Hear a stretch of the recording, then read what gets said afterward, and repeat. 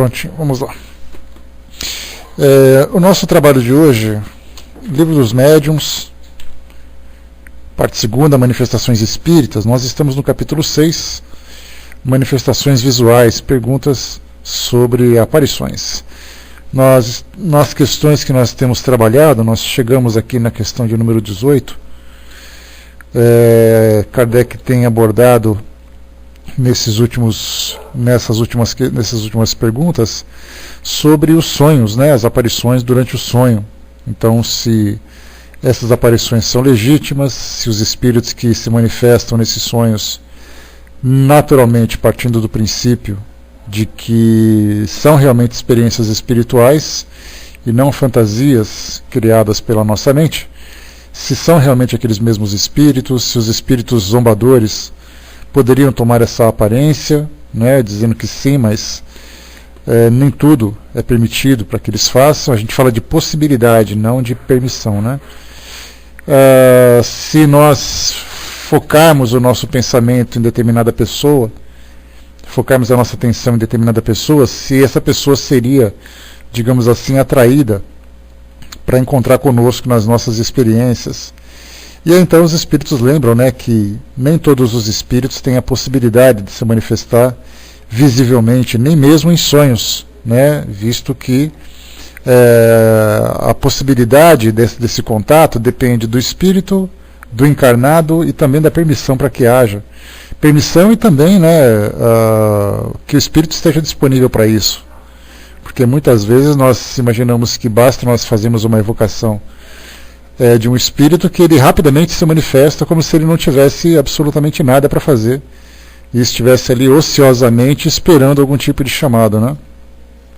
Então nem sempre é assim. Nós que temos uma vida com as nossas atividades aqui que não são tão dinâmicas como acontece normalmente no mundo espiritual, visto que a gente perde muito tempo, né, fazendo coisas que no mundo espiritual se faz com muito mais rapidez. Se alguém telefona, a gente não pode atender. Se alguém bate a porta, a gente não pode atender também.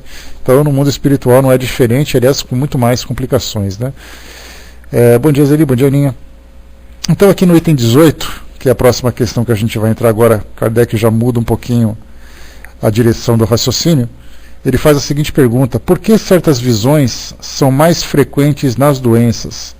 Isso é muito interessante de se perguntar, porque não são raros os depoimentos, ou não são raras as vezes em que pessoas nos perguntam se durante um estágio de doença, principalmente assim doenças que são mais graves, que levam as pessoas a um estado terminal, as pessoas que passam por algum tipo de doença que afeta a sua percepção, né, o seu estado cognitivo, como por exemplo uma doença Alzheimer, por exemplo, que vai perdendo ali a noção da realidade e tudo mais. É muito comum depoimentos de pessoas que têm familiares nessa condição, que dizem que eles conversam muito com familiares já desencarnados e com pessoas que não estão mais presentes. Inclusive nós tínhamos um amigo aqui na sala, que ele frequentou aqui o nosso grupo logo no comecinho do nosso trabalho, que eu tive a oportunidade de conversar com ele durante um certo tempo, visto, né, em virtude da intensidade com que essa situação acontecia na família dele. A mãe dele, nesse caso, já uma senhora bastante idosa, encontrava-se hospitalizada, e aí então, nessa condição, ela conversava bastante. E era uma dúvida muito grande, porque ele, sendo espírita, tinha essa percepção, né, perguntando se realmente era uma experiência mediúnica ou se por acaso aquilo era uma fantasia. A nossa colocação foi que poderia ser os dois, porque dificilmente a gente pode dar uma afirmação. É um amigo nosso, Vaninha, eu não lembro o nome dele também. Por acaso ele chamava João, agora nosso amigo João. Bom dia, João. Bom dia, Lua. Eu não me lembro exatamente qual era o nome dele, que faz muito tempo, foi logo no comecinho. Então ele relatava isso. Então a nossa colocação foi: sim, é possível, né, exatamente porque nessa fase de doença nós estamos mais desligados do mundo físico, e assim como também o próprio perispírito já não tem tanta intensidade na conexão com o corpo físico, principalmente nessa fase mais avançada, né, da doença. Então poderia sim ser uma experiência mediúnica, mas ao mesmo tempo poderia ser uma ilusão, né, já que a doença que a acometia acaba afetando também o seu raciocínio, a sua razão. Por outro lado, uma irmã que ele tinha era evangélica, que falava que aquilo era uma fantasia, que aquilo poderia ser algo negativo, algo do mal, né, dentro daquela visão tradicional dessa escola religiosa. E mais além ainda tinha um médico, que por ser um cientista, ele falava simplesmente, não, isso aí é simplesmente uma criação da mente dela, já que ela tem essa perturbação para poder acompanhar o que acontece hoje na sua realidade. A gente lembra que as doenças degenerativas normalmente afetam a realidade da pessoa hoje, que ela não consegue interagir com lucidez com o mundo físico, mas as memórias que foram vinculadas no seu passado continuam ali aí presentes. Então normalmente ela fala assim de alguém da infância, alguém que não que fala de alguém que desencarnou, mas ela se lembra da pessoa ainda viva. Então ela fala com a mãe, ela fala com a tia como se ela estivesse viva, porque essas memórias que estão plantadas na mente dela daquele passado continuam ali presentes. Então é difícil a gente determinar exatamente qual é a condição da pessoa nesse estado, nesse tipo de doença, né? Mas o que Kardec pergunta aqui, frequente nas doenças, né? Não falamos necessariamente daquelas doenças que afetam a cognição das pessoas, mas você se encontra debilitado, com aquela fraqueza, né, com aquela sonolência, tomando algumas medicações, e de repente você tem algumas visões durante a noite, durante o dia, acaba tendo ali pessoas que já não estão mais presentes e a pessoa está lúcida naquele momento percebendo isso acontecer. Então por que isso acontece? Os espíritos respondem, elas ocorrem igualmente no estado de perfeita saúde, mas na doença os laços materiais se afrouxam e a fraqueza do corpo deixa mais livre o espírito, que entra mais facilmente em comunicação com outros espíritos. Então, muitos e muitos são os relatos, né? Mas como a gente lembra sempre que a medicina tradicional sempre considera que nós somos apenas o corpo físico, né? E a nossa mente, por acaso, é uma consequência das reações bioquímicas. E aí, então, quando você apresenta um relato dessa natureza, os médicos de imediato já trazem, né, aquela ideia de que é apenas uma fantasia, é apenas uma desorientação do doente. E a família, ouvindo esse tipo de relato, concorda, porque parece ser bastante óbvio isso acontecer. É muito mais fácil você acreditar que é uma fantasia pela desorientação do doente do que imaginar que é uma visita espiritual, principalmente dentro das crenças atuais que dominam hoje o nosso mundo ocidental, as crenças protestantes, as crenças evangélicas e tudo mais. E aí então você imagina, né, protestante, católica também, aí então aquela proibição, né, de que Deus não permite que os espíritos familiares entrem em contato conosco, que é proibido conversar com os espíritos e tal. Então o médico vem, traz essa afirmação de que é uma criação mental, e aí então se aceita com naturalidade. Mas como nós sabemos que os espíritos estão muito mais presentes na nossa vida do que nós imaginamos, principalmente nessa época de doença, sejam eles os espíritos amigos, sejam eles os espíritos obsessores. Porque dependendo do vínculo que se estabelece com o mundo espiritual, nesse momento de fragilidade é que essas relações vão se intensificar. Se é um obsessor que percebe que o alvo da sua obsessão se encontra doente, é ali então que ele vai atormentar cada vez mais o doente. Se por acaso é alguém que tem relações saudáveis com o mundo espiritual, naquele momento de fragilidade é quando os espíritos amigos vêm para trazer ali força para que ele possa superar aquela doença ou confortá-lo diante daquele medo da condição em que ele se encontra. Né? O Brás colocou, né? Eles já vivem na defensiva por preconceitos. Exatamente, né, Brás? E quem relata também, normalmente não relata assim, fazendo cochicho, né? Olha, bom dia Francis, bom dia Marta. Faz aquele cochicho assim, né, falando baixinho para que ninguém ouça, porque a pessoa tem ali clareza naquele momento em que ela vê com toda clareza, ela vê com toda certeza, mas então ela comenta com uma ou com outra pessoa. Ela não fala isso muito alto para que as pessoas não digam para ela, olha, você está delirando. Que é uma palavra bastante simples que a gente utiliza, né? Olha, isso é um delírio seu, isso é apenas uma desorientação. E a pessoa está lúcida, querendo contar para alguém, olha, eu vi essa pessoa aqui do meu lado. Ela veio, ela conversou comigo, na verdade ela gesticulou, porque muitas vezes você vê o espírito, como a gente já conversou sobre isso, mas não necessariamente consegue ouvi-lo. Aí você se encontra ali doente, quietinho na sua cama, né, passando por aquela situação bastante desagradável, e de repente você vê um espírito familiar do seu lado dando um sorriso para você. e aquilo se mostra lúcido, claro como o dia. E aí você vai contar para alguém assim, olha, eu vi aquela pessoa com toda empolgação. Aí aquela pessoa da sua família dá aquela passadinha de mão na sua cabeça e fala, não, tudo bem, tudo bem, tudo bem. Quando chega lá fora e fala assim, nossa, ele está delirando, ele disse que viu tal pessoa. Então normalmente essas visões são frequentes, mas normalmente não são acreditadas. Se você conta isso para o médico, então fica pior ainda, se ele não for o médico que tem esse conhecimento do mundo espiritual.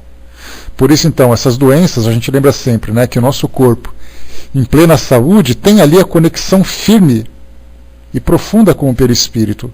No momento em que a doença começa a acometer o doente, né, a pessoa, o corpo dela começa a sofrer transformações e há então esse afrouxamento. Se por acaso são pessoas que passam por doenças terminais, então esse afrouxamento ele é cada vez mais intenso até que há o pleno desligamento. E nessa fase então há essas visões. É capaz dele dar remédios fortes, né? Sim, muitas vezes até, porque a pessoa, muitas vezes, Silvia, o médico ele faz isso muito mais por cuidado com o paciente do que para evitar que ele faça isso, porque tem pessoas que ficam muito agitadas. Se você tem medo de fantasmas, você vê alguém que já desencarnou, você fica preocupado. Se você é alguém que é saudoso de um ente querido e esse ente querido aparece, você fica agitado. Então, assim, é muito difícil a gente ter essa relação. Você fica eufórico, você fica empolgado, e essa euforia toda algumas vezes pode trazer algum prejuízo para a pessoa.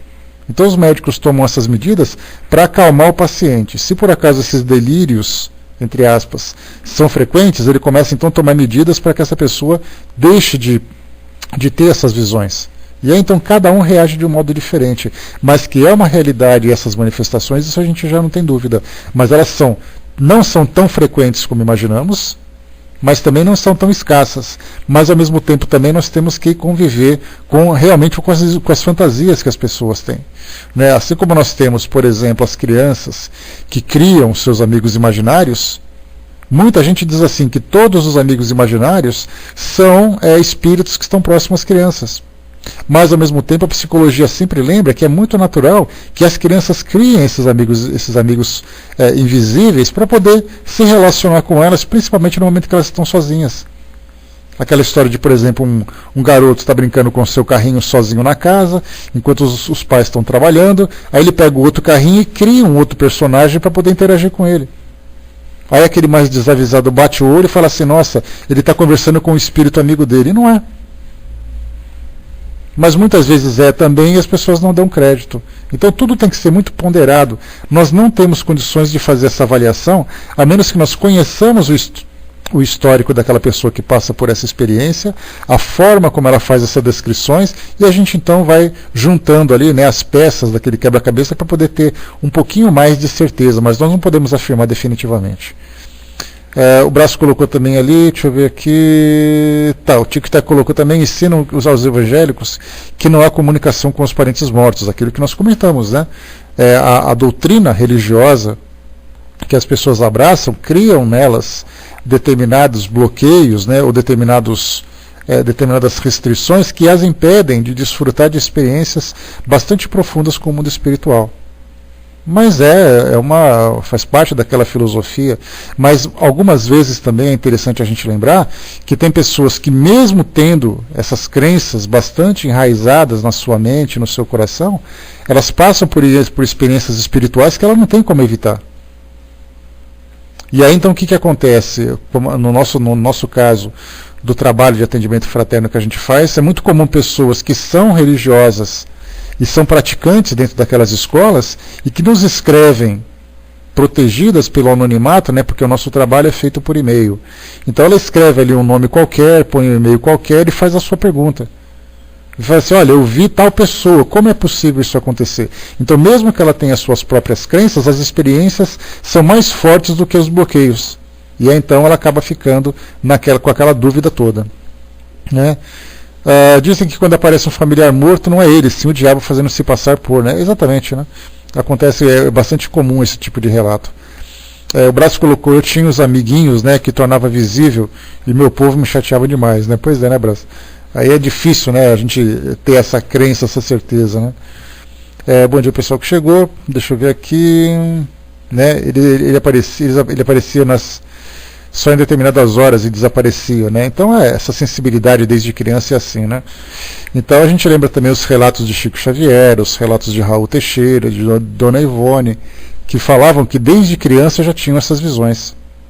E essas visões, né, muitas vezes, tem até um trecho interessante do filme do Chico Xavier, quando ele relatava que ele via espíritos e tudo mais, ele sempre levava bronca, né? Ou era o padre, ou era a madrasta, ou era alguém da família, que sempre falava, né, para com isso, que você está louco, que você vai ser internado e coisa e tal, né? Então, passam por situações dessa natureza, assim como Raul Teixeira, né, quase que teve que fazer um exorcismo em casa, né? Mas, né, isso é bastante comum na sociedade que nós temos hoje e nas crenças que as pessoas ainda sustentam. Vamos em frente. 19. As aparições espontâneas. Olha, isso aqui é interessante que a gente comentou, que eu acabei de falar, que se conecta com essa questão 19, né? Porque eu comentei que a nossa sociedade não está preparada ainda para lidar com essas manifestações ou com essa nossa relação, ou com relação dessa natureza com o mundo espiritual, né? Até mesmo nós, que somos espíritas, temos ali algumas restrições. Nós temos ali a crença no mundo espiritual, nós temos ali... Não é nenhuma crença no mundo espiritual, né? Porque quando você fala em acreditar, ela se torna subjetiva, mas nós estudamos as manifestações do mundo espiritual. E aí então nós achamos interessante o mundo espiritual desde que não se manifeste na nossa casa. Então a gente estuda sobre isso, mas na prática mesmo a gente quer que as coisas sejam bem tranquilas, né? Pelo menos para a maioria dos espíritas. Antes de entrar na 19, deixa eu ver aqui, os evangélicos são vítimas dos maus pregadores que distorcem os ensinamentos bíblicos. Não, eu não acredito que seja os maus pregadores, Tico e Teco, porque na verdade é a própria doutrina que traz essa orientação. Né? E a gente lembra assim que a Bíblia ela é bastante interpretativa pela quantidade de figura de linguagem que ela traz. Então, assim, não é o pastor que prega errado porque ele é ruim, é porque a própria doutrina daquela religião traz essa proibição.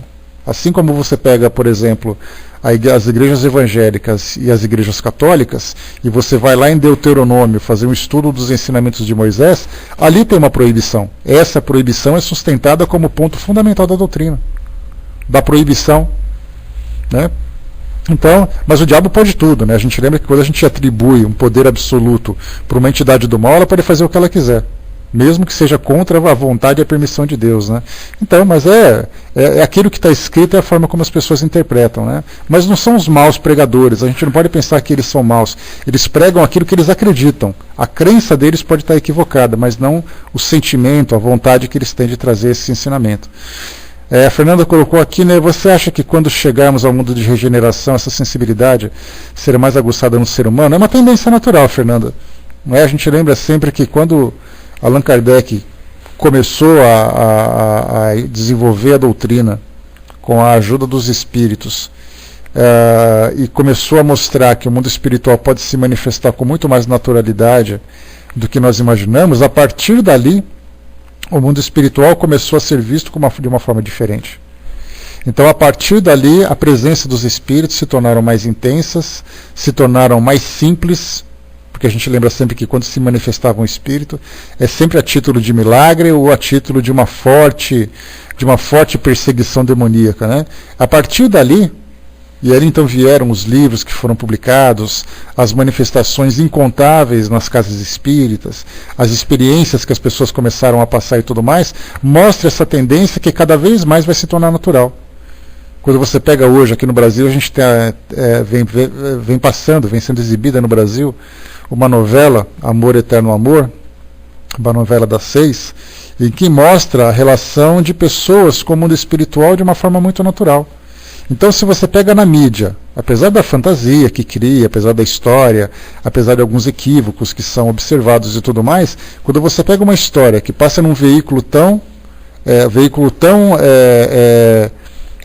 grande como o caso da Rede Globo, e passa uma história como essa, e as pessoas vão aceitando isso com cada vez mais naturalidade, porque ela pode até não acreditar, mas ela pensa assim, poxa, que bom que seria se fosse assim.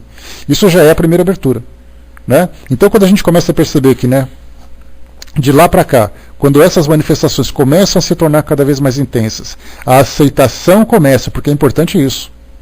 É importante que a nossa sociedade comece a aceitar essa presença, porque do contrário o mundo espiritual vem aqui violando a crença das pessoas, e não é esse o objetivo.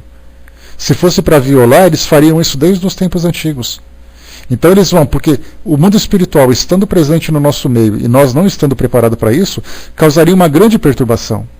Crenças seriam violadas, as pessoas chegariam a um estado de loucura, de alucinação, de medo, de perseguição. Então nós temos que mudar o nosso pensamento para também irmos aceitando essa relação. Então é das duas partes, o mundo espiritual estando preparado para se relacionar conosco, porque a gente pensa assim, né, é só um problema nosso, não é não.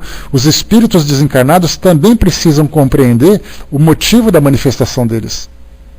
Porque se eu desencarno, e na minha condição de desencarnado eu quero desesperadamente aparecer no mundo físico para causar problema, então eu não vou. Daí então essa barreira, que ainda é uma barreira bastante, digamos, sólida, entre as duas dimensões, para nos proteger e também para proteger o mundo espiritual. Mas a gente vê que essa mudança vem acontecendo com cada vez mais intensidade, essa mudança vem se mostrando cada vez mais profunda, e a nossa mentalidade começa também a aceitar de um modo mais natural essa relação com o mundo espiritual. Então quando nós chegarmos nesse mundo de regeneração, que a gente pode colocar daqui a 100 anos mais ou menos, se em 150 anos a gente aprendeu tudo isso que aprendeu hoje através de Kardec, coloca mais 100 anos agora com essa facilidade que tem com o mundo espiritual. Bom dia, Luísa. Com essa facilidade do mundo espiritual. Então, nós vamos nos transformando, os espíritos vão chegando, vão se aproximando, e de repente daqui a 100 anos, 200 anos, a nossa relação vai ser absolutamente natural. Nós já nasceremos com esse sexto sentido desenvolvido. Ele não vai ser mais uma exceção. Ele vai começar a se tornar uma regra. A percepção do mundo espiritual, a visão dos espíritos, porque essa relação já não será mais problemática. Porque assim, eu vejo o espírito, mas eu sempre vejo um espírito obsessor. Quer dizer, eu tenho que ver um espírito que me traga tranquilidade, não um espírito que me traga problemas. Então essa é a proposta do mundo de regeneração, que a gente fica na expectativa de que se concretize. Né? Pois é, a gente acha que isso vai ser o máximo, né? Assim que, né, quem sabe na próxima encarnação eu venha médium, pelo menos, né? Eu já vou ter alguma graça, pelo menos, né? Porque está muito sem graça ficar só na teoria. Mas vamos lá. 19. As aparições espontâneas parecem mais frequentes em certas regiões. Aquilo que eu tinha comentado com vocês há pouco tempo. A nossa sociedade não está ainda preparada para aceitar o mundo espiritual. Mas então Kardec, né, que as aparições aparecem com mais frequência em certas regiões. Alguns povos são mais bem dotados do que outros para essas manifestações? Né? Aqui, tá, só você quer, né, Fernanda? Né? Eu quero também ter guia. Né? Alguns povos são mais bem dotados que outros para essas manifestações. Vamos pensar assim, antes de chegar na resposta, vamos imaginar assim sobre o entendimento que se tem do mundo espiritual. Por exemplo, a doutrina espírita no Brasil era bastante disseminada. Nós temos aqueles que são os espíritas praticantes e nós temos aqueles que são simpatizantes. Segundo o IBGE do ano 2000, a pesquisa feita no ano 2000, nós tínhamos ali 2.300.000 espíritas declarados e mais de 20 milhões de simpatizantes. De lá para cá, 12 anos se passaram, e com essa intensidade de programas que passaram na televisão, a gente lembra que em 2010 nós tivemos ali o centenário, seria o centenário do aniversário de Chico Xavier. Nós tivemos ali filmes, novelas, documentários, reportagens, entrevistas, tivemos todo tipo de exibição na mídia de temas ligados à espiritualidade. Alguns mais condizentes com a realidade, outros um pouco mais fantasiosos, mas muito intenso. Esse tipo de presença, né, só para a gente ter uma ideia, deixa eu pegar aqui rapidamente. Vou abrir aqui aquele meu arquivo, spiridige.net/mídia, só para vocês terem uma ideia daquilo que eu quero colocar. Nós tivemos aqui, por exemplo, em 2011, 2010 também a mesma coisa, 2010, 2011, 2010 principalmente, A quantidade de reportagens que saiu foi, assim, para nós inimaginável em outros tempos. E isso fez com que muitas pessoas que até então não tinham nenhum contato com a doutrina espírita começaram a se interessar. Então aqueles 20 e poucos milhões do ano 2000 certamente mudou bastante para 2010, quando a gente teve agora o último censo. Então muita gente vem aceitando. Então o Brasil é um campo muito fértil para essas manifestações espirituais.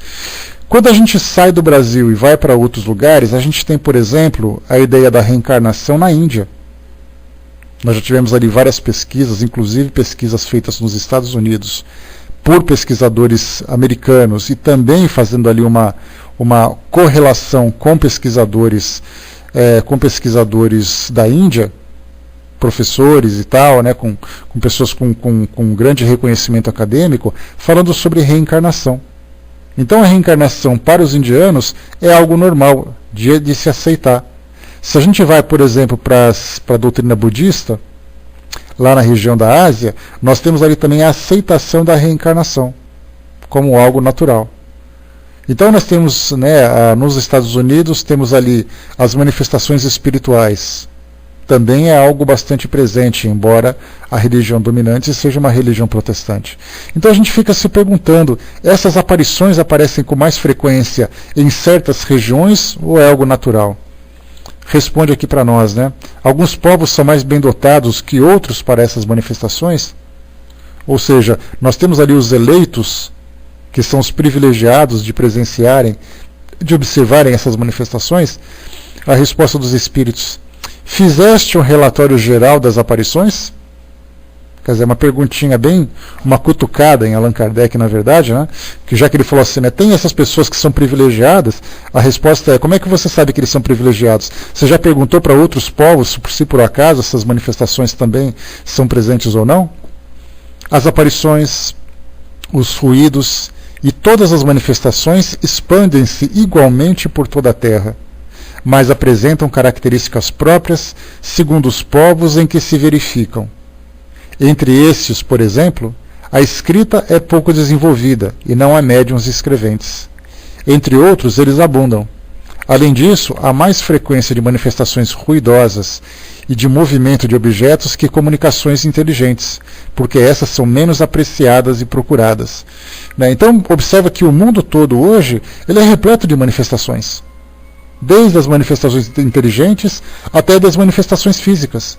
Aliás, as físicas, como foi colocado para nós, são mais frequentes, porque para você ter uma comunicação inteligente, é importante que você tenha um médium que dê abertura para que os espíritos possam se comunicar. Se ele vive numa região em que a religião dominante proíbe essas comunicações, ele acaba então ficando restrito naquela sua vontade. Ele vê, ouve, mas não manifesta. Muitos são assim. E aqueles que se manifestam, algumas vezes, são criticados. No passado, os médiuns eram perseguidos. Exatamente por essa visão por essa visão que se tinha das perseguições demoníacas. Quer dizer, você é médium, você vai lá então para responder para a Inquisição, porque você está indo contra a doutrina dominante. Então hoje, de um modo geral, se você vai no Paquistão, você vai encontrar um médium lá. Só que aquele médium, se ele manifestar, se ele relatar aquilo que ele percebe, dentro de uma religião que tem tradição muçulmana ultra radical, como é o caso daquele país, ele vai ser apedrejado. Ele vai ser punido dentro da religião dele. Se você vai para a China, por exemplo, um camponês no meio da China que planta arroz, de repente ele é um médium ostensivo que provoca manifestações físicas. E aí então a família dele fica com aquela preocupação toda, aquele grande medo de que todo mundo descubra, de que as pessoas descubram aquilo que ele está fazendo, e vai trazer depois um grande problema. E a gente vai para todo quanto é lugar, você vai para a África, você vai para a Dinamarca, você vai para a Austrália, em todos os lugares nós temos médiuns, e todos os lugares nós temos espíritos. Porém, em algumas sociedades, elas se manifestam de um modo mais claro. Querem um exemplo? A gente vai, por exemplo, para Portugal, Lua. Chega em Portugal, a gente fala assim, mas Portugal, se você visitar, por exemplo, o Santuário de Fátima, ali você vai ter várias pessoas que relatam milagres, que nada mais são de pessoas que acabam passando por experiências de fenômenos físicos, fenômenos de cura. Se você vai para a França, por exemplo, ali em Lourdes, onde tem ali aquela grande peregrinação de Nossa Senhora de Lourdes, ali também são relatados milagres e mais milagres. E aí, então, em cada lugar nós temos uma situação diferente. Você vai para a Itália, encontra outra situação, pessoas que vão até o Vaticano pagar promessa, porque receberam uma graça do mundo espiritual, que nada mais é do que um fenômeno mediúnico. Mas para eles são considerados milagres. Então, como foi colocado, as manifestações se expandem igualmente por toda a Terra, mas apresentam características próprias segundo os povos em que se verificam. Você vai para a África, por exemplo, nós temos ali aquelas religiões que têm aquela relação muito íntima com os espíritos, que naturalmente trouxeram para o Brasil, os africanos na época, trouxeram para o Brasil parte dessa cultura que nós temos hoje, que é a Umbanda, o Candomblé. Se você vai, por exemplo, para a América Central, nós temos ali, você vai em Cuba, você vai, por exemplo, no Haiti, onde nós temos ali o Voodoo, que é uma religião que tem uma relação muito próxima com o mundo espiritual. Então, em todos os lugares nós temos manifestações. Elas apenas são interpretadas de acordo com o entendimento de cada grupo. Então, Kardec colocou que essas aparições só aparecem mais em certas regiões. Aí é aquela história, né? Eu só vou relatar aquilo que eu vejo. Num país que é dominante, por exemplo, da filosofia católica, como é que eu vou dizer que eu vi a minha avó andando pela minha casa? Sendo que dentro dessa doutrina existe uma proibição. Por isso, então, temos que ter muito cuidado com essas avaliações, para que a gente não não restrinja essas manifestações apenas nesse ou naquele ponto. Outra continuação aqui, na questão número 20, Kardec pergunta para nós, por que as aparições se verificam? Né? Por que as aparições se verificam mais à noite? Aí, naturalmente, a gente vai, né, para a cultura, né, do cinema, que é muito mais interessante. Se você vai ver um espírito, que seja um espírito da pior espécie. Porque, afinal de contas, os filmes têm exatamente essa proposta. Se nós fizéssemos uma estatística da quantidade de filmes que foram produzidos, trazendo essa relação com o mundo espiritual, colocássemos numa balança quantos filmes trazem espíritos bonzinhos e quantos filmes trazem espíritos do mal. Obviamente a gente vai ter uma quantidade enorme daqueles espíritos, daquele filme de terror, exatamente porque o objetivo dele é provocar nas pessoas a sensação de medo. Porque elas gostam disso. O que quebrou essa visão de terror com o mundo espiritual foi exatamente o filme Ghost, lá no comecinho da década de 90. Lá se vão mais de 20 anos, ou lá se vão 20 anos. Então, a partir daquele momento, a gente não só via uma relação com o espírito, mas já era algo romântico. Aí era um espírito bonitão, um espírito que estava protegendo a namorada e coisa e tal. Mas até então, era um espírito que estava sendo exorcizado, como, por exemplo, o próprio Exorcista. Então, quando a gente tem os filmes de terror que são produzidos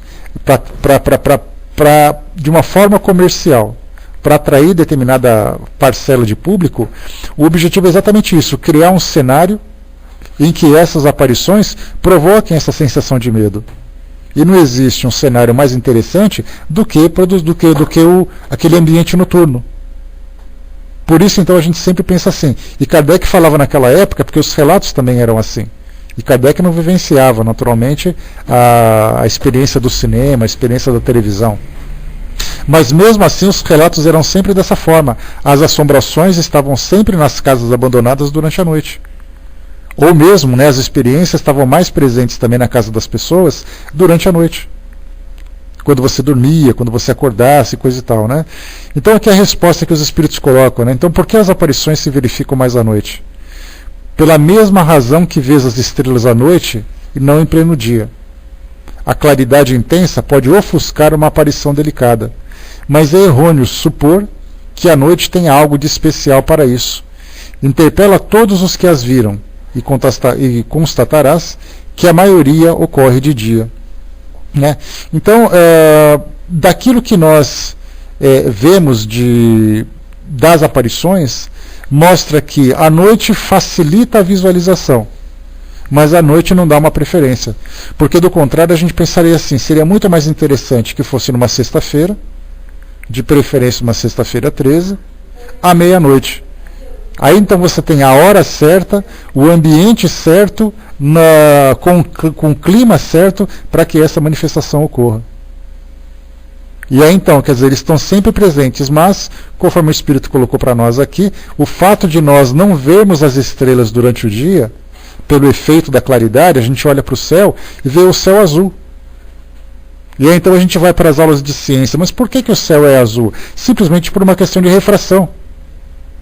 As cores estão presentes, mas a frequência azul é muito mais visual para nós nesse horário, pela posição do Sol comparado com a Terra, pelo tempo de dissipação da luz e coisa e tal. À noite já é diferente. Pelo fato de não termos claridade, as luzes das estrelas se manifestam com mais intensidade. Então eu posso ter um espírito do meu lado, mas por ser muito delicada, por ser muito sutil essa manifestação, ele acaba não sendo percebido, sendo que durante a noite isso seria muito mais claro. Nota de Kardec, vamos lá. Os fenômenos de aparição são muito mais frequentes e gerais do que se pensa, mas muitas pessoas não os revelam por medo do ridículo e outras os atribuem à ilusão. Olha só essa frase de Kardec, porque ela traz claramente para nós exatamente essa realidade. Na época dele, a predominância religiosa era católica e protestante. Então aqueles que declaravam ver no espírito era muito corajoso, porque ele estaria sujeito às críticas das mais agressivas, das mais violentas. Por outro lado, temos aquelas pessoas que, mesmo tendo religião, mais uma vez a gente sempre traz aquela ideia que o fato de você estar presente numa religião não significa necessariamente que você siga, que você esteja espiritualizado. Então eu vou para a igreja, eu participo do culto, eu participo da missa, mas de repente eu vejo um espírito e eu falo, não, isso aqui não existe, é ilusão da minha cabeça. Até porque isso aqui era tudo proibido. Ou se eu sou uma pessoa que não tem ali, não sou praticante de nenhuma religião, eu parto do princípio de que a minha doutrina é a razão. Se eu vejo um espírito, eu falo, não, isso aqui é coisa da minha cabeça, foi só uma impressão que eu tive. Algumas vezes você não presencia a manifestação completa, mas você vê um fragmento dela. Apenas um vulto, apenas uma impressão de canto de olho. Algumas pessoas passam num corredor e dizem assim, peraí. Aí ela volta e fala assim, eu tive a impressão de ter visto alguém, mas foi só impressão. E de fato tinha alguém ali. Mas como é que ela vai comprovar se ela não tem ali meios para poder explicar tudo isso? Então muitas pessoas não revelam por medo e outras atribuem apenas a ilusão. Se aparecem mais abundantes em certos povos, é porque esses conversam mais cuidadosamente as tradições verdadeiras ou falsas, quase ampliadas pelo fascínio do maravilhoso, a que se o aspecto das localidades se presta mais ou menos. A credulidade faz ver, então, efeitos sobrenaturais aos fenômenos mais vulgares. O silêncio da solidão, o escapamento dos caminhos, o rumorejar das florestas, o estrépito das tempestades, o eco das montanhas, a forma fantástica das nuvens, as sombras, as miragens, tudo, enfim, se presta à ilusão das imaginações simples e ingênuas, que propagam de boa fé aquilo que viram ou que acreditam ter visto. Mas ao lado da ficção, há o real, que o estudo sério do Espiritismo consegue livrar dos acessórios ridículos da superstição. Só para a gente ter uma ideia de como funciona isso, para aqueles povos que são mais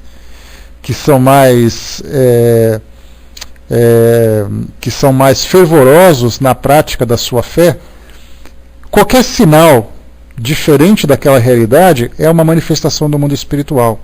Aqui no Brasil, na década de 80, eu era garoto naquela época, lá se vão algumas décadas, né? Eu me lembro de ter passado um fato na televisão de um agricultor que cultivava milho. Ele então estava ali colhendo o produto do seu plantio, e aí então ele foi debulhar o milho e encontrou um grão que tinha uma imagem de Nossa Senhora. Ele pegou esse grão, levou para a igreja, o padre atestou que aquele era um sinal de milagre, simplesmente porque tinha aquele leve formato de Nossa Senhora com o seu manto, aquele formato meio triangular, desenhado num grão de milho. Esse grão então foi para uma igreja e ali ficou sendo admirado pelas pessoas. Algumas vezes você anda por uma igreja e o reflexo do sol bate na janela e dá o formato de um rosto, um rosto sagrado. Aquela janela passa a ser então um culto de peregrinação. E isso acontece o tempo todo. Então, muitas vezes a realidade não é percebida e muitas vezes a fantasia acaba sendo ampliada. Porque as pessoas querem acreditar. E querendo acreditar, quando você tem essa predisposição para acreditar, qualquer simples sinal para você já vai ser o suficiente. E nós não falamos apenas de milagres. Falamos também dessa parte do terror, do medo. Uma pessoa que tem uma predisposição a acreditar em tudo com facilidade, ela vive em constante medo. Qualquer rugido pela casa, qualquer ruído que ela ouça, qualquer situação que seja para ela diferente daquilo que ela tem controle, ela atribui aquilo a uma perseguição espiritual. Então tem pelo lado exagerado do milagre e tem um lado exagerado do medo, do terror. E muitas vezes aquilo que é real não é percebido. Por isso, então, não existe no nosso mundo hoje uma religião privilegiada. São situações que favorecem ou não a percepção dessas manifestações. Bom dia, pessoal que chegou. Vamos lá, 21. A visão dos espíritos ocorre no estado normal ou somente durante o êxtase? Bom, vamos explicar o que é o êxtase, né? O êxtase, dentro de uma visão mais simplificada, ela é um estado alterado de consciência normalmente ligado ao prazer. Tanto que nós temos até uma droga sintética que foi criada, chamada êxtase, né? As pessoas que ingerem essa droga sofrem o efeito daquela química, ficando mais eufórico, uma sensação de leveza, uma sensação de alegria exagerada e coisa e tal. Só que o êxtase, na verdade, é um estado de espírito que faz com que a pessoa vivencie experiências que estão além do mundo material que nós nos encontramos.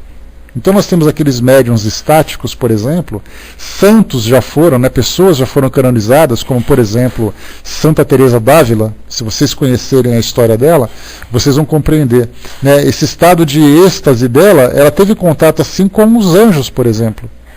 E muitos desses médiuns estáticos não desejam mais voltar para os seus corpos físicos, que inclusive correndo o risco de romperem com a conexão com o seu corpo físico, sendo algumas vezes obrigado a voltarem contra a sua vontade, porque eles querem continuar desfrutando desse estado de plenitude, desse estado de felicidade constante que nós temos hoje.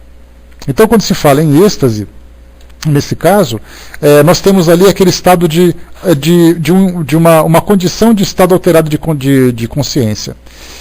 Mas então Kardec pergunta aqui, quando você vê um espírito, a gente vê, lembrando mais uma vez, quando a gente fala em ver um espírito, você não fala em vê-lo materializado. A gente fala em vê-lo através de uma sensibilidade mais desenvolvida. O indivíduo se encontra no estado normal ou no estado durante o êxtase? Respondem os espíritos. Pode ocorrer em condições perfeitamente normais.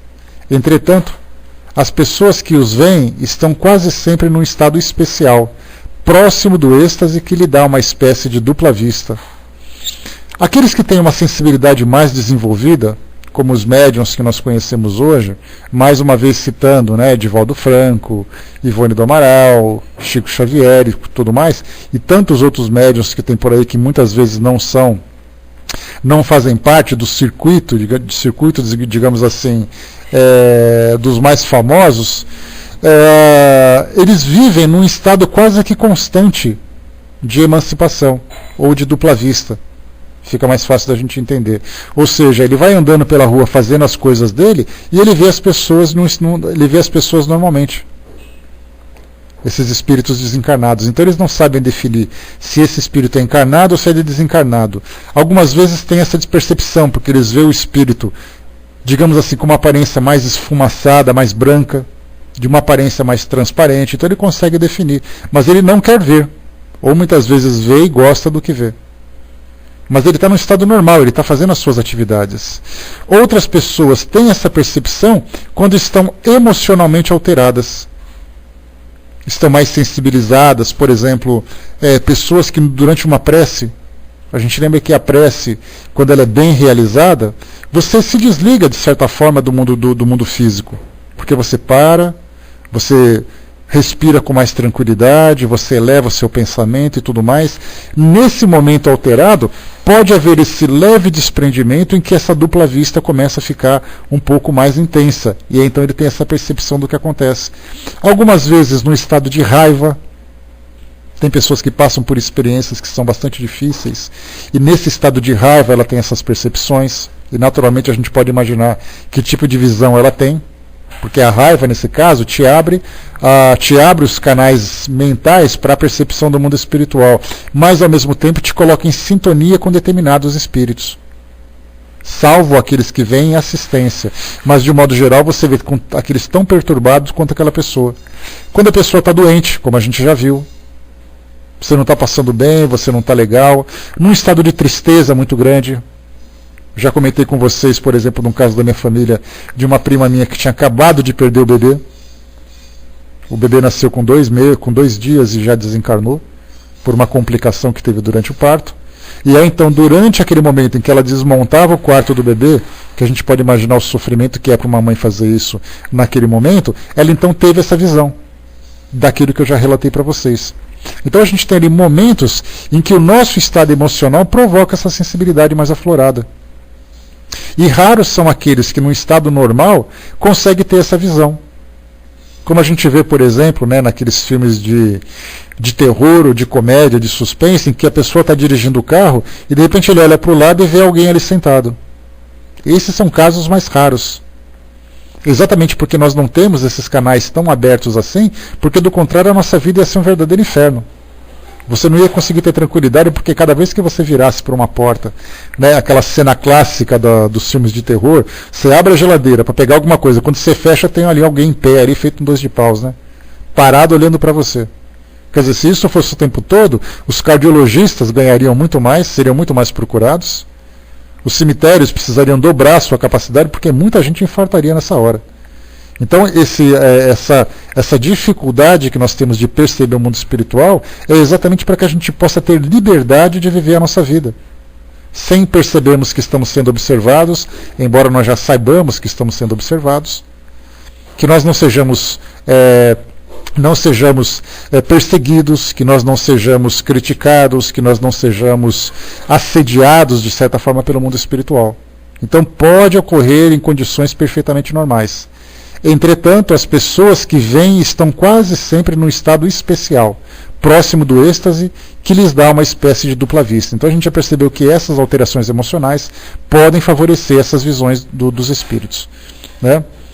Nosso perispírito está muito adensado, né? Muito preso à matéria, né, Brás? Está muito ligado, né? Então não adianta a gente querer perceber, inclusive até mesmo os desencarnados, a gente sempre lembra disso, dependendo da condição em que ele se encontra, quanto mais ligado ao mundo físico, quanto mais preso aos interesses do mundo físico o indivíduo se encontra, maior dificuldade que ele mesmo desencarnado tem de perceber o mundo espiritual.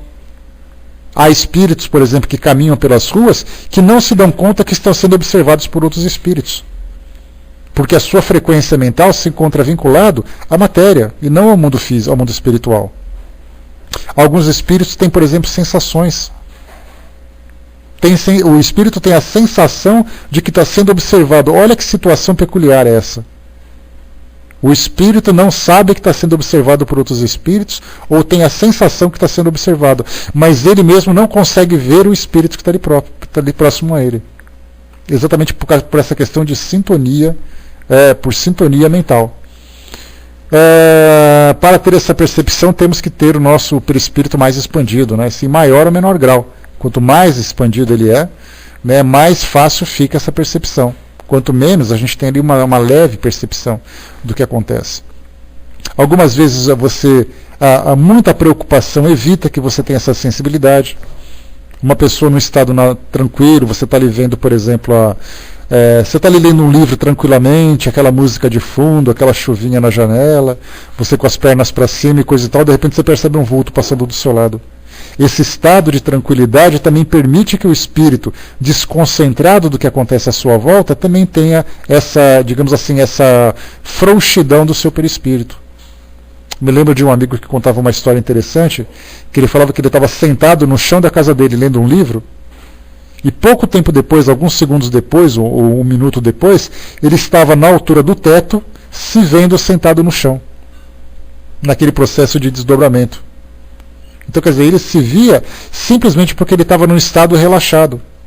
Estava ali parado, não estava pensando em nada, só concentrado numa leitura tranquila, numa leitura relaxada. De repente ele, sem perceber e sem provocar também, se desdobrou espiritualmente e viu a si mesmo naquela posição.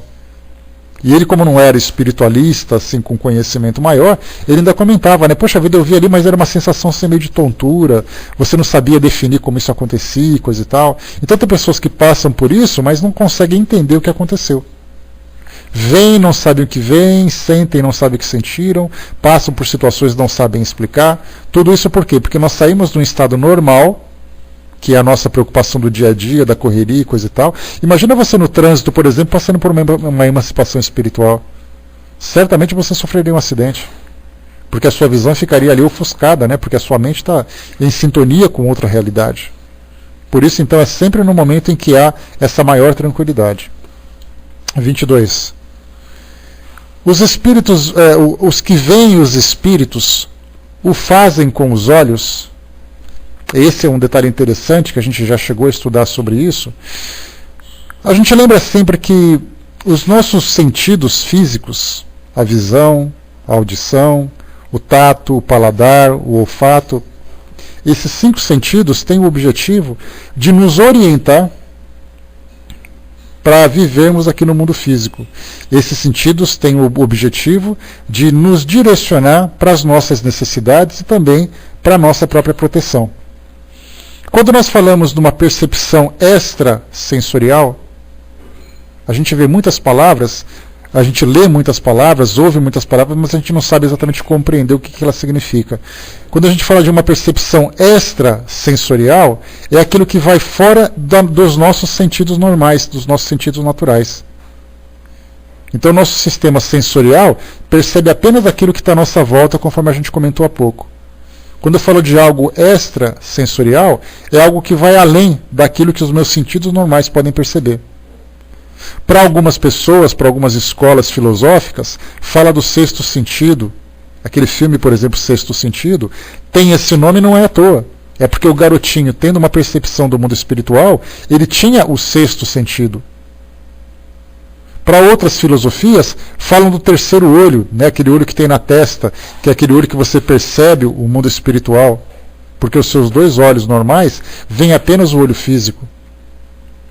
Para outros, né, tem aqueles nomes dos mais diversos, cada um dando um nome diferente. Eu não vou citar nomes aqui porque eu não saberia dizer, né, daqueles nomes que são estrangeiros e coisa e tal, mas a gente já ouviu falar deles. Né, vai com Deus, você fala, fica com Deus. Né, Fristone lembrou, bom dia Fristone, olho de Shiva, por exemplo, no hinduísmo. Cada um dá um nome diferente. E aí então nós temos ali, né, que os nossos olhos veem apenas o mundo físico, mas essa percepção do mundo espiritual, ela se dá através de um sentido diferente. A visão da alma, a visão da mente, seja lá como se defina. Mas aí então a gente lembra sempre que você pode realmente ver espíritos com os olhos físicos. E essa visão dos olhos físicos é quando o espírito se materializa. E quando ele se materializa, não é apenas um indivíduo que percebe, são todos aqueles que estão ali presentes.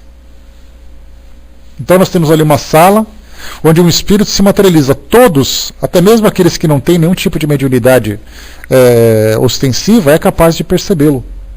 Assim como também o fenômeno de voz direta. A voz direta, o espírito consegue construir um sistema vocal, cordas vocais, boca e tudo mais, e aí então ele consegue, com a passagem do ar, fazer vibrar aquelas cordas, fazer com que esse som se materialize naquele ambiente. E aí então todas as pessoas presentes acabam ouvindo. Mas a gente não fala de efeitos físicos, a gente fala de efeitos intelectuais. E esses efeitos intelectuais são percebidos de uma forma mais sutil. Por isso então pergunta, os que veem os espíritos o fazem com os olhos? A resposta, eles pensam que sim, mas na realidade é a alma que vê. A prova é que podem vê-los de olhos fechados. E aí nós temos já relatos que são muito concretos, muito sólidos, né, que muitas vezes a própria ciência não consegue explicar, que fala, por exemplo, de pessoas que têm limitações visuais, que são deficientes visuais, que conseguem ver espíritos. Ou muitas vezes pessoas que têm deficiências visuais conseguem ver o ambiente onde elas estão. E aí vai dizer assim, mas como é que essa pessoa pode ver alguma coisa se ela tem uma deficiência visual? É porque, na verdade, através da dupla vista, porque há a necessidade de uma combinação de fatores. Ela tem uma deficiência visual, mas ela tem uma facilidade, no caso ali é um fator anímico, né? Quando a gente fala do fator anímico, é algo que o próprio indivíduo tem, é algo relacionado com a sua alma, que facilita vivenciar algumas experiências. Para uns chamam de parapsicologia, para outros de fenômenos anímicos, seja lá como for.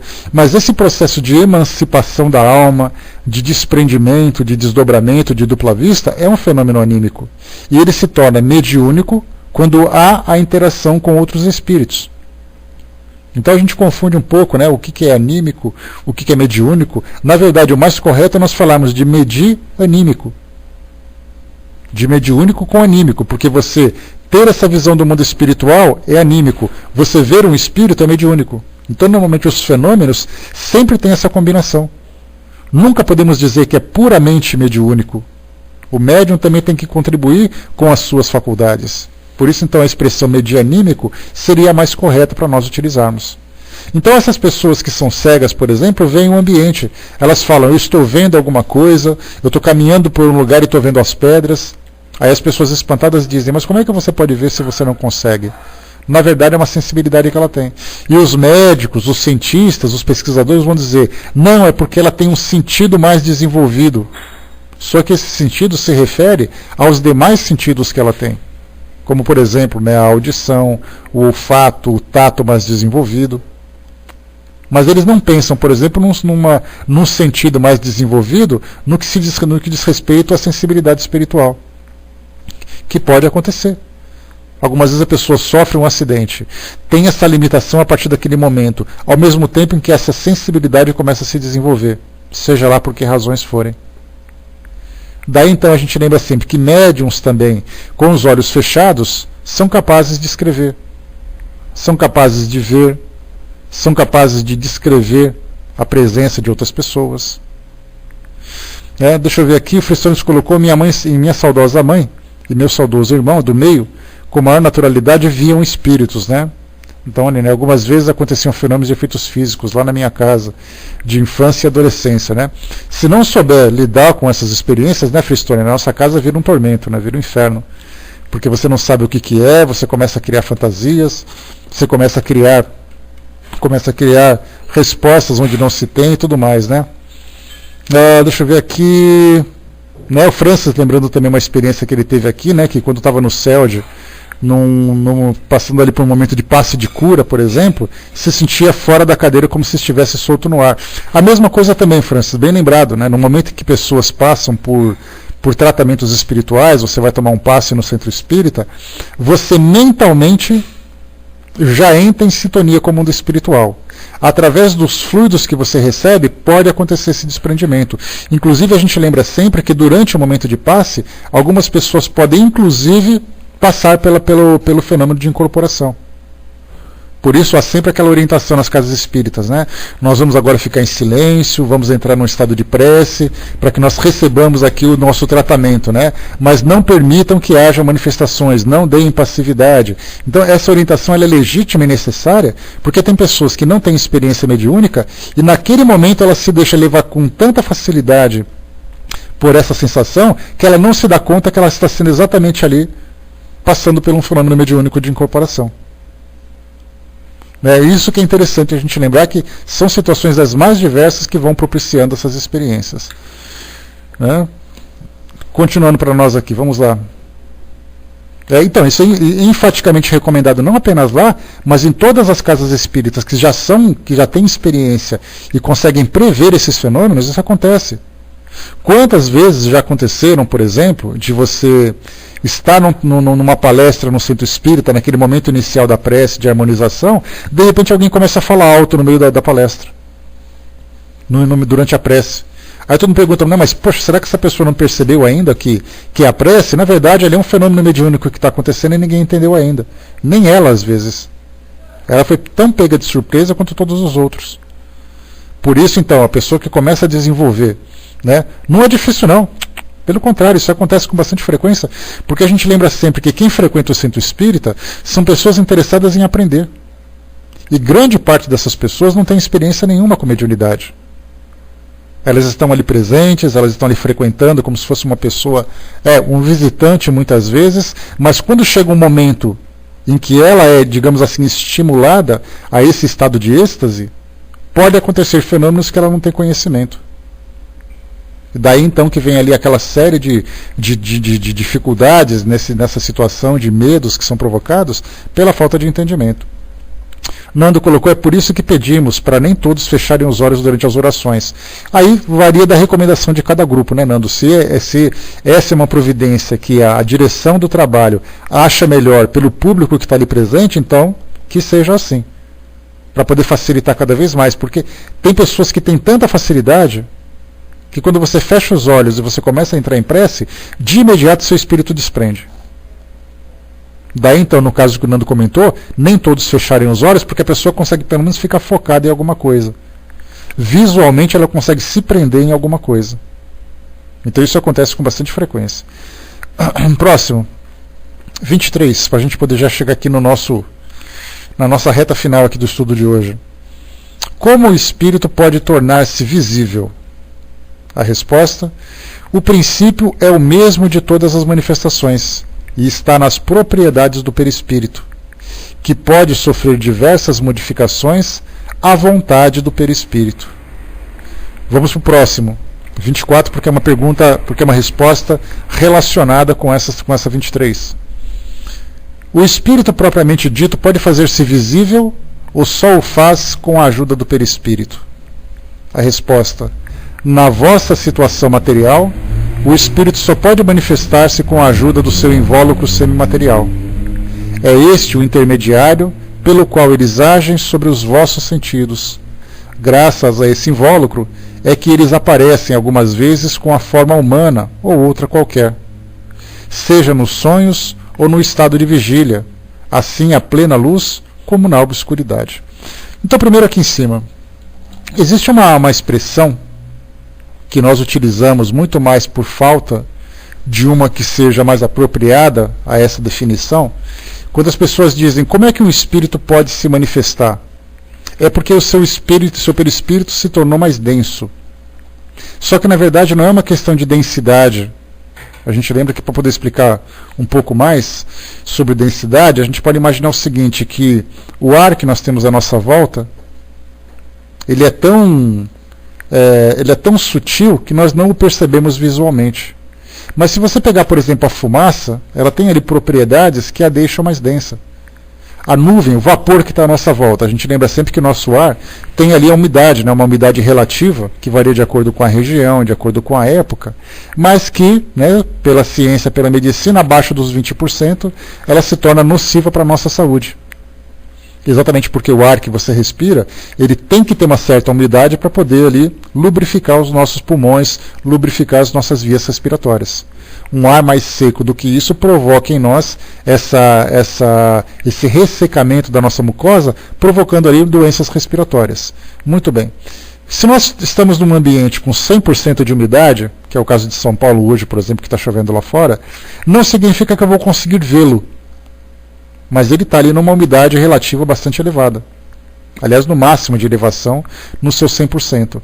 Mas ainda assim esse ar não é percebido. Mas se eu submeto esse ar a uma determinada temperatura, ele já começa a ficar denso, como é o caso das nuvens, por exemplo. Eu olho para o céu, vejo a nuvem lá em cima, nada mais é do que essa atmosfera úmida, mais fria, condensada, formando aquelas nuvens e também, de certa forma, precipitando através da chuva. Isso é o adensamento. Quando nós falamos sobre o perispírito consegue adensar o seu perispírito para se tornar visível, a gente utiliza essa linguagem para poder facilitar o nosso entendimento. Mas, na verdade, é um processo que nós não temos conhecimento. Muita gente diz assim, palestras espíritas que eu já ouvi, porque o espírito faz isso, o espírito faz aquilo. A gente não sabe. É um processo que foge da nossa realidade. Nós não temos uma linguagem apropriada para poder explicar esse fenômeno. O mais fácil para nós é fazer uma comparação com aquilo que nós temos à nossa volta. Mas não é possível para nós trazermos uma definição correta. Nós não sabemos, na verdade, nem como é o perispírito. O espírito é formado pelo fluido vital, pelo fluido cósmico universal. A gente não sabe o que é fluido cósmico universal também. Tudo para nós é teoria. Ninguém nunca viu o fluido cósmico universal, ninguém nunca viu um fluido vital, ninguém sabe do que ele é feito. A gente simplesmente, utilizando aquela linguagem matemática, a gente sabe que somando A mais B vai dar C. Mas a gente não conhece nem o A, nem o B, muito menos o C. Por isso, então, colocado mais uma vez, como o espírito pode tornar-se visível?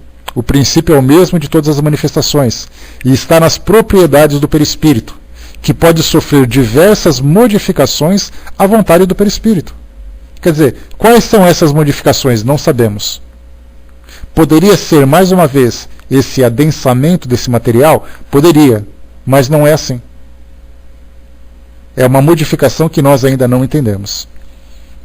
Na 24, o espírito propriamente dito pode fazer-se visível ou só o faz com a ajuda do perispírito? A gente lembra sempre que o espírito pode aparecer, ou ele só pode fazer... Não, filhinha, eu estou voltando na 24 que eu não expliquei ainda. Tá? A gente vai chegar no 25. Ou a gente vai chegar... o espírito pode aparecer, ou ele só pode aparecer com a ajuda do perispírito. Muitas vezes, principalmente dentro das religiões tradicionais aqui do Ocidente, nós temos uma tradição de classificarmos, por exemplo, que você tem o espírito, mas que você não tem, por exemplo, o corpo perispiritual. Alguns acham que isso é uma invenção do espírito, alguns acham que isso é uma invenção do espiritismo, alguns acham que é só uma forma de você tentar encontrar uma explicação para aquilo que não é explicável e coisa e tal. Quando os espíritos vieram trazer para nós essa explicação, que nós, encarnados, somos constituídos de 3 elementos. O corpo físico, que é o veículo que nós utilizamos, o espírito, que é o indivíduo, a consciência propriamente dita, e é importante, eu sempre friso isso para vocês, a gente nunca fala assim, porque o meu espírito está assim. O meu espírito não é um elemento, eu sou o próprio espírito. Então quando eu falo assim, olha, vamos falar com o espírito Joana de Ângeles, quando a gente fala o espírito Joana de Ângeles, significa que nós estamos falando de um espírito desencarnado, é uma forma de nós identificarmos os encarnados dos desencarnados. Agora quando eu falo o espírito de Joana de Ângeles, o espírito dela, quem é ela exatamente? Então essa nossa linguagem precisa ser corrigida exatamente para que a gente tenha assim clareza na nossa resposta. Então eu não falo assim, olha, que os nossos espíritos... Não, que nós façamos isso. Porque nós somos os próprios espíritos. Nós somos consciências. Nós somos espíritos. Então, corpo físico, o espírito propriamente dito, que é a consciência, que é a personalidade, e o perispírito, que é esse veículo, que é esse meio de comunicação entre o corpo físico, material, e o espírito, que é etéreo. Então há esse terceiro veículo, que a gente chama de corpo perispiritual, Kardec utilizou esse nome, exatamente espírito. Peri é alguma coisa relacionada com volta, de periferia, que é exatamente aquele entorno do centro da cidade. O pericárdio, que é aquela pele que cobre o coração. Nós temos ali o perisperma, que é aquela pele que cobre a semente.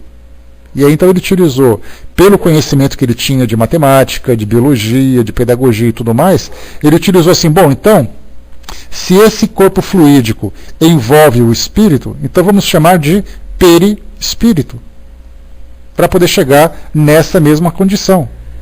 E aí então, sabendo que existe esse perispírito, e ele nunca deixa o espírito, ele vai se tornando cada vez mais sutil, cada vez mais... digamos assim, eu ia falar rarefeito, mas não é a palavra certa, vamos ficar só com sutil. Ele vai se tornando cada vez mais sutil conforme o espírito vai evoluindo, conforme o espírito vai alcançando uma condição mais elevada, moral e intelectual, que ele acaba depois não sendo detectado. Aliás, ele acaba nem sendo visto. Nós muitas vezes nem veremos, né, pela nossa própria condição. Então ele se torna tão sutil que ele não é mais percebido, mas ele está presente. em alguns relatos que a gente vai observando, tem alguns estudos que dizem assim que, ou alguns estudantes como nós da doutrina espírita fazendo seus estudos, diz assim para nós que o perispírito, quando se torna um espírito puro, ele já não tem mais perispírito, não precisa mais disso. Só que na verdade ele continua com o seu perispírito, mesmo nessa condição mais elevada. Mas ainda assim numa condição que nós não compreendemos, que foge completamente da nossa realidade. Então esse perispírito tem essa função de fazer com que o espírito seja percebido, interaja com o mundo material. Então quando coloca o espírito propriamente dito, pode se fazer visível ou só o faz com a ajuda do perispírito? Na vossa situação material, o espírito só pode manifestar-se com a ajuda do seu invólucro semimaterial. É este o intermediário pelo qual eles agem sobre os vossos sentidos, ou seja, para poder estimular os nossos sentidos, sejam os 5 sentidos físicos, como esse 6º sentido extrasensorial, só pode ser estimulado, estou no 24 ainda, tá? Só pode ser estimulado através do perispírito do desencarnado. Graças a esse invólucro, é que eles aparecem algumas vezes com a forma humana ou outra qualquer. Isso é importante para nós, tá? Porque esse outra qualquer dá margem ali a explicações de uma série de fenômenos que nós temos por aí. Seja nos sonhos ou no estado de vigília, assim à plena luz como na obscuridade. A gente já falou aqui que o indivíduo pode tanto ver de dia como ver à noite, ele pode tanto estar sonhando como pode estar desperto, ou naquele estado de semiconsciência, desde a mais sutil até a mais próxima do despertamento da vigília. Então na forma humana ou outra qualquer. É aí que a gente lembra sempre que muitas vezes formas de animais, formas de monstros, formas de demônios, formas de anjos, que algumas vezes são percebidas por pessoas, porque o espírito, tendo condições de moldar o seu perispírito de acordo com a sua vontade e naturalmente com a sua capacidade, pode se manifestar dessa mesma forma. Então a gente para por aqui, pessoal, já está no nosso horário, né? Só para a gente lembrar aqui, né? É porque aí nessa condição o perispírito é mais sutil, assemelhando-se a uma membrana quase imperceptível, né? Sim, essa mesma condição, né? O braço colocou perispírito está para o corpo espiritual, assim como o corpo espiritual está para o encarnado, né? Há essa necessidade também. O Pedrinho colocou, se você puder, fugindo do assunto, depois pode me explicar de onde vem o medo que sentem os esquizofrênicos. É só fazendo um paralelo rápido, né, Pedro? A gente lembra sempre que a esquizofrenia, ela provoca um estado alterado na mente daquele que passa por essa doença, que foge um pouco, ele perde um pouco do controle da realidade. Porque você tem ali a sua imaginação, a sua mente está focada naquilo que você faz. A esquizofrenia, de certa forma, tira um pouco dessa sintonia, acrescentando imagens ou acrescentando ideias que saem dessa realidade. Daí então que muitas vezes fica aquele tumulto no pensamento que você não sabe exatamente o que pode ser real, o que não pode ser real. Tá? Então quando a gente fala sobre a esquizofrenia, a gente pode lembrar sempre assim que... já explicamos aqui uma vez, eu acho que é uma explicação que fica bastante fácil da gente entender. Pensa da seguinte forma, uma pessoa sentada em frente a 20 televisores. Um desses televisores mostram a realidade do mundo. Os outros 19 televisores mostram imagens diferentes. A esquizofrenia, quando ela se encontra num estado controlado, o indivíduo consegue, apesar da influência das outras imagens, focar naquele televisor principal. Quando ele se encontra num estado descontrolado, as imagens se confundem. Daí então você fica muito mais com medo do descontrole do que necessariamente com medo de uma ameaça. Porque você fica assim, né, eu vou ser ameaçado, eu estou sendo perseguido e coisa e tal. Essa falta de controle é muito mais intensiva do que a própria perseguição. Embora muitas vezes a experiência que o indivíduo passe de uma perseguição, de um medo da morte, por exemplo, o medo de uma situação dolorosa, coisa parecida, acaba ficando muito mais intensa do que a sua própria realidade. Seria mais ou menos isso. Então, na verdade, a gente lembra sempre que a esquizofrenia ela é uma doença orgânica. né? Uma doença que afeta a mente do doente, no caso, né? E essas medicações vêm exatamente para poder controlar esse trabalho que o cérebro tem de organizar essas informações. Agora, espiritualmente também, ele pode sofrer consequências, mas ele não é uma patologia do espírito, é a patologia do corpo. Tá? Então seria mais ou menos isso, mas é muito mais fácil, né, Pedro, conversar com especialistas para poder explicar isso tudo.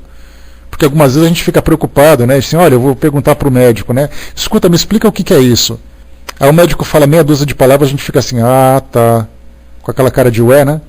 Então senta de novo, já que ele é teu médico, senta de novo e fala, escuta, me explica de novo. Se não entender, até desenha para mim que fica mais fácil, para que fique detalhadamente explicado. A gente tem medo de perguntar para médico, dá pensando que ele vai dar bronca, né? Mas não, ele está sendo pago para isso. Então pergunta, atormenta ele, até ele explicar detalhadamente o que significa isso, com exemplos, com desenhos, com imagens, com frases, seja com o que for que vai, seja lá o que ele vai utilizar. Tá legal?